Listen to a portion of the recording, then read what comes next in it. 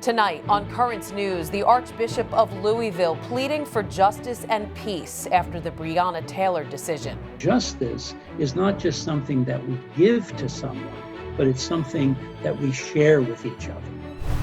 Also ahead, the former leader of the Archdiocese of Newark, New Jersey, Archbishop Emeritus John Myers, has gone to be with the Heavenly Father. Defending religious beliefs, lawmakers on both sides come to the defense of possible nominee to the Supreme Court, Catholic Judge Amy Coney Barrett. Plus, a Catholic community is sending a lifeline to hundreds of displaced refugees from the Greek island of Lesbos. The news starts right now.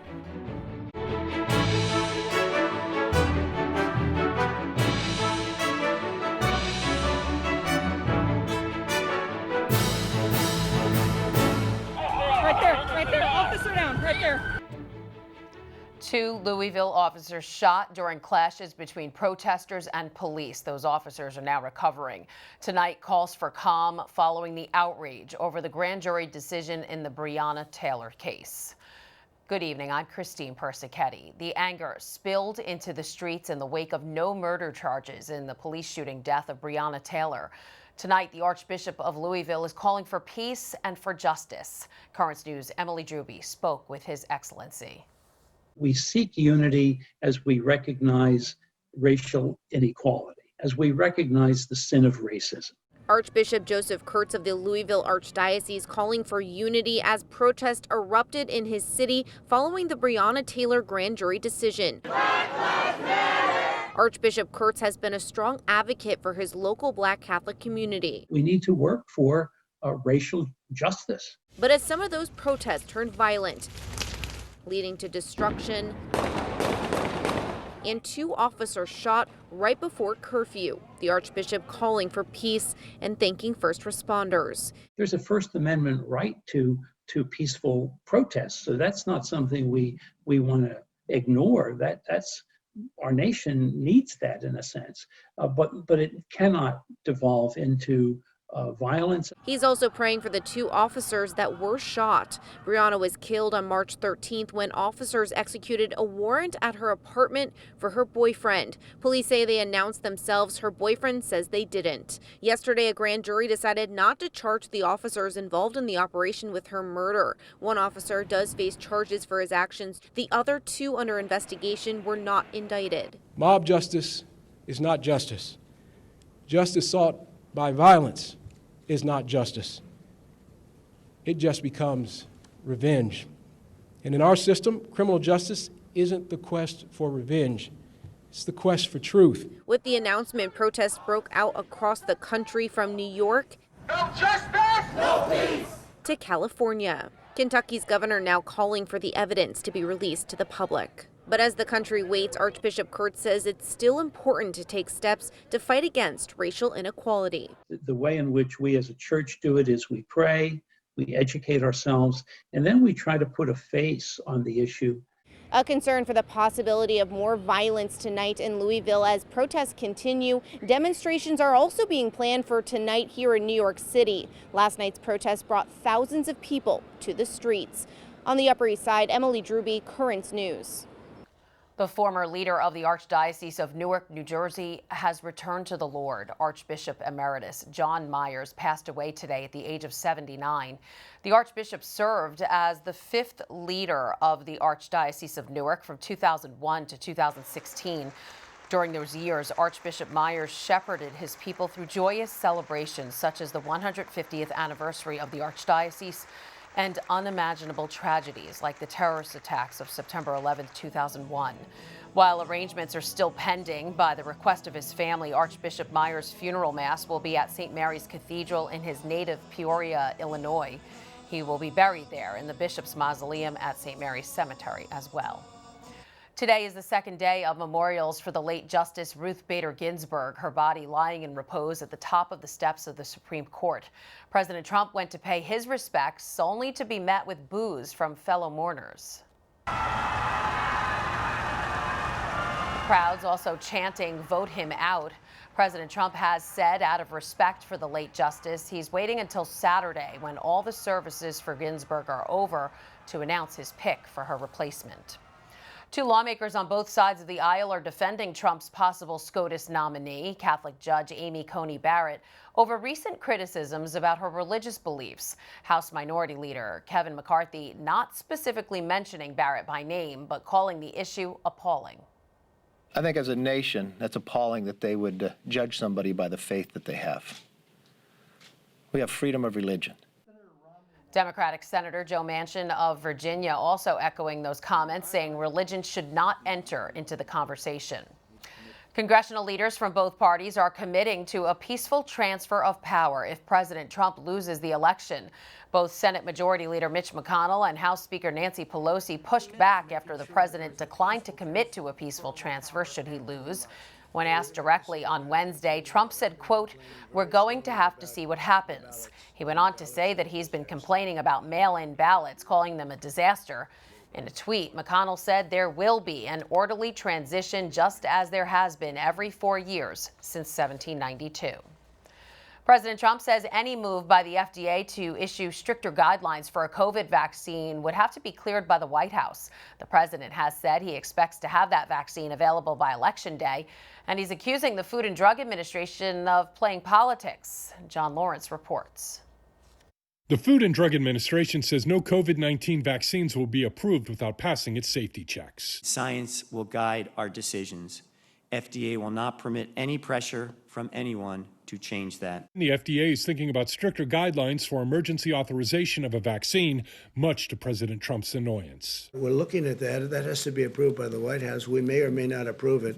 That sounds like a political move. An FDA official confirmed that such guideline changes do go through the Office of Management and Budget Review. This comes as recent polls show Americans are skeptical about the vaccine process.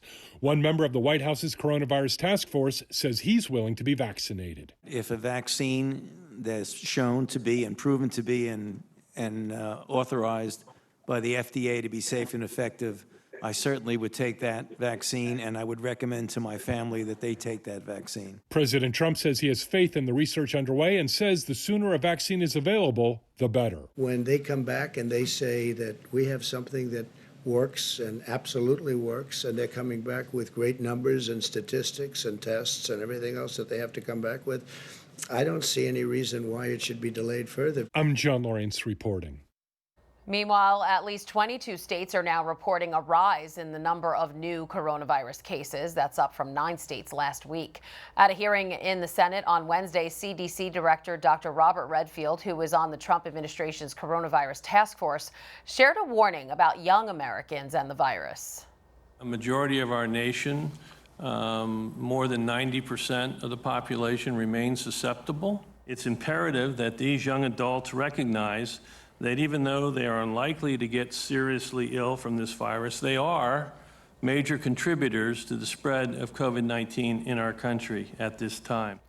Dr. Redfield's testimony contradicted recent statements by the president, who said because of their immune system, the virus affects virtually no young people.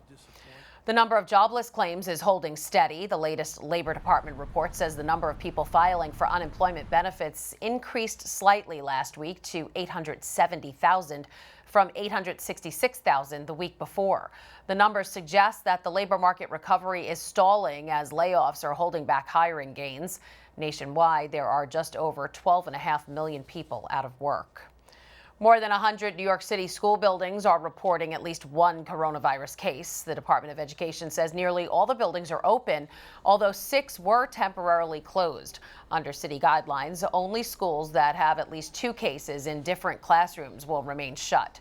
The cases occurred between September 8th, when teachers and staff reported to schools, and when students first entered classrooms on Monday. Police are on the lookout for a man who tried to burn down a Florida church. Surveillance video shows the young man, shirtless and wearing a mask, breaking into Incarnation Church late last Friday. The suspect pours a jug of clear liquid on several pews before setting them on fire. He took off soon after. The church's pastor, Father Michael Cormier, is urging his congregation to pray for the man and is thanking God the church survived the attack.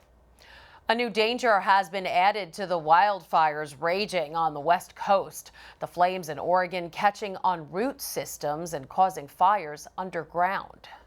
Not cool. You do not want to fall in that. This is everywhere. The temperatures down below, burning above 1,000 degrees. The areas where the flames are happening remain under immediate evacuation orders. Still to come tonight, we explore the connection between faith and sustained sobriety.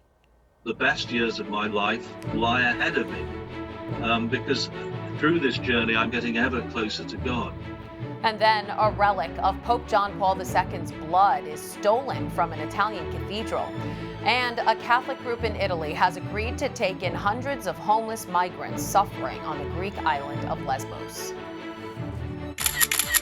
Now you can help us put your faith in the news. The next time you capture a newsworthy event, send us your pictures or video. It's easy. Go to netny.tv/send us, and you may see your submission on KURTZ News.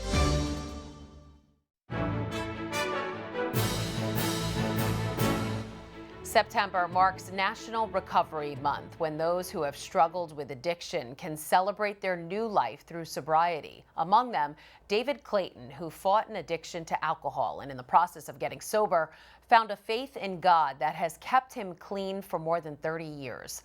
KURTZ News' Jessica Easthope has his story. My life seemed meaningless. David Clayton knows what it's like to be in the throes of addiction. I was almost at the point of thinking, I don't know where to look. And the thought that I was reaching for more drink was frightening. He also knows how it feels to make it out and live the life he never imagined. I would just be waves of sort of despair and despondence would come in, and I had to seek distraction. Today it's the reverse. David's life changed when he met David Birtwistle. Birtwistle became David's mentor, and thanks to him in the process of getting sober, David found himself on another journey, one that was totally unexpected. I was an atheist, pretty cynical, and he just said, if you're ready to take the actions, I believe that you can have the life that I've been given. It started with some simple exercises, praying, making a list of things he was grateful for, and helping others. He said, try this for 30 days. And if you don't like it, we'll return your misery with interest. David stopped drinking that day, and nearly 32 years later, his faith has only grown stronger and is an essential part of his sobriety still to this day. And it was that made me seek out religion and ultimately Catholicism. He's now guiding other Catholics with a book he wrote about tackling recovery by finding a personal vocation. It is recovery for Catholics. I was freed from drinking through it. And it is these directions on how to achieve your vocation in life. His faith has driven his life's mission. Through this journey, I'm getting ever closer to God. He makes the same choice every day. Instead of turning to alcohol, he turns to God, knowing he has a plan. Jessica Easthope, KURTZ News. Recovery through faith is actually the topic of a new book and movie that just came out. The author and producer, one of the Wahlberg brothers, but not the actors Mark or Donnie. Instead, their brother Jim tells his own personal and sometimes brutal story of addiction in the book The Big Hustle and the film What About the Kids? They both shed light on how, with God, all healing is possible. Jim Wahlberg joins us now to tell his story and how he's inspiring others around the world. And Jim, you've had quite a journey from becoming addicted and living on the streets as a child to doing time in prison. Tell us about the moment that inspired you to get sober and how faith played a role in it. You know, it was actually kind of a process of, I started doing things to create an illusion that I was trying to get better to the administration and the prison that I was in. And so I started going to different 12-step meetings and therapy and what have you. And soon after, the Catholic priest, Father Jim Freitas in the prison, came to me and offered me a job as a custodian in the chapel. And I instantly thought all of the things I was going to get away with, right? Like, I'm going to get access to his phone. He smoked cigarettes. You can't find a priest that smokes cigarettes anymore, thank God. But, you know, I just thought about all the ways I would get over on him and how he was basically an easy mark. And maybe 2 weeks into the job, he got me back to Mass. And then in another 2 weeks, he tells me we have a very special visitor coming, that Mother Teresa is coming to the prison that I am in. And not only is she coming, but I'm going to be part of this Mass, part of this procession and the whole thing. And I was very excited, but you know, within a second, I was like, who's Mother Teresa? Because I had no idea who she was. Even growing up Catholic, you know, more by tradition than by faith, I think. Right. You know, it was a life-changing, life-altering day when Mother Teresa walked into that prison. I really felt like I was looking in the face of God. Wow. Yeah. So tell us, why did you write this book and make the film? Who are they for? Well, in reading the book, you can see that, you know, it's a generational thing. I was raised by an alcoholic. I became an addict and an alcoholic. And then I had a child who had problems with addiction as well. And so it's really for families. It's for, you know, I spend a lot of time addressing the stigma that's attached to addiction. And, you know, this is a real illness. This is a real disease. And for me, it's rooted in brokenness. It's rooted in trauma. And I wanted to sort of chip away at that stigma for folks, right? You know, I have this last name, right? That because of things that really don't have a lot to do with me, it's a very well-known last name. It's not Smith, you know? And so I felt like there would be maybe a slight bit more attention put to it, right? And I want to use that name for good. And I think a lot of people in my family have done similar, you know, that we want to, you know, I want my children to be proud of me, but I want people to know that if it can happen to me, it can happen to anybody. All right. So what's your advice for someone who's either struggling with addiction or while in recovery? So, I mean, I encourage people, if you know someone who's struggling with addiction or has struggled in the past with addiction, and you love them, call them, connect with them, do this, do Skype, do Zoom, do whatever you got to do. But we have to lift each other up. We have to take care of each other, and we really need to be praying for each other. And I also want to encourage people that are new in recovery. Call other people, be of service. Nothing gets me out of my way more than trying to be of service to others. Right. It's all about that human connection. Jim Amen. Wahlberg, author and producer, thanks for sharing your story with us. Thank you. And thank you for bringing this topic into the light of day. People need to talk about these things. The Big Hustle is in bookstores now and on Amazon.com. To check out the film, What About the Kids, go to whataboutthekidsfilm.com. The U.S. bishops are honoring life from the womb to the tomb all throughout October. Marking the month Respect Life Month, the bishops say it is a time to focus on God's precious gift of human life. This year's theme, The Gospel of Life, is inspired by the document of the same name by Pope John Paul II. In this now 25-year-old encyclical, the Pope's saint articulates the defense of life for babies in the womb, the elderly, and people with disabilities. A Catholic community is stepping in to help save the lives of displaced refugees from Lesbos.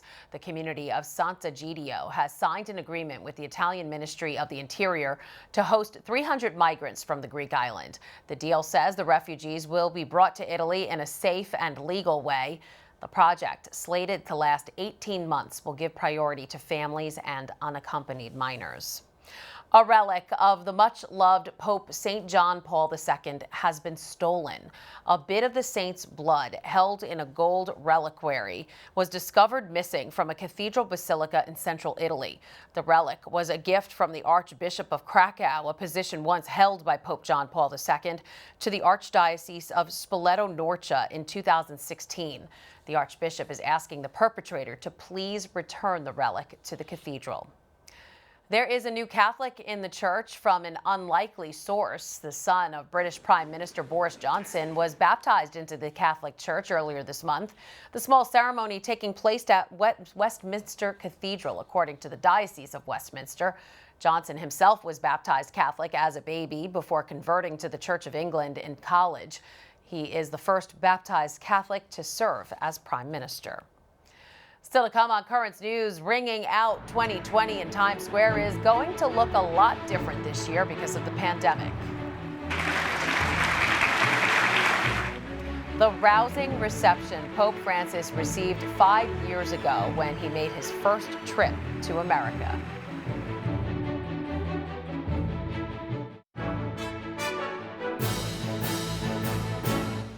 Many of us can't wait to say goodbye to 2020 and count down the seconds to 2021.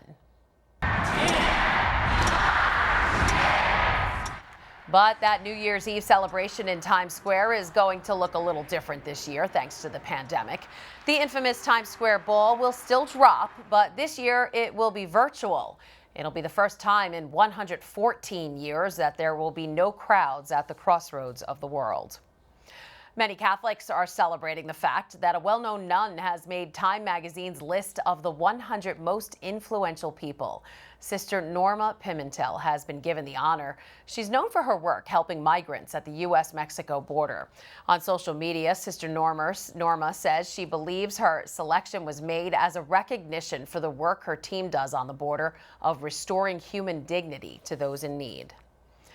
Pope Francis made the list last year, but his influence on people worldwide is great every year. It was 5 years ago when he influenced thousands during a visit to the United States. Pope Francis landed on September 22, 2015, his first visit to the U.S., and was greeted by President Barack Obama and his family. He visited the White House and addressed Congress, where he received a standing ovation. Let us remember the golden rule. Do unto others as you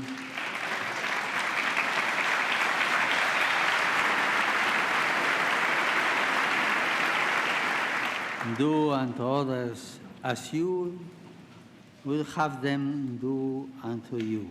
He talked about the admission of refugees and immigrants, the family, and the death penalty.